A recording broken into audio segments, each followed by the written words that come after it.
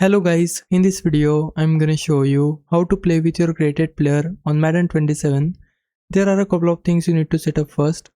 Start by going to Creation Center, then select Players and Uniforms and choose Create a Player. From here you can customize your player however you want. You can select the first name, last name, jersey number, position and appearance. Once you have finished creating your player, you can back out of that menu and your player will be assigned to the team you have selected as your favorite. Now go over to edit rosters and from here you have a couple of options.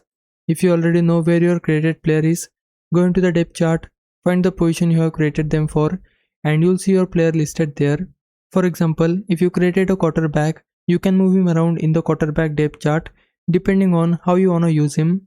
You can put him lower on the depth chart if you wanna bring him into the lineup gradually, or you can move him to the top if you want him to be your team's main starter. Once you have made your changes, save the roster and you are ready to use your created player. After that, when you start a game with that team, your created player will appear in the position you assigned to him. So that's all you need to do. Create the player, add him to the depth chart, save your roster and then you can play with him in game. Hope this helps. Leave a like and subscribe my channel. For now, thanks for watching.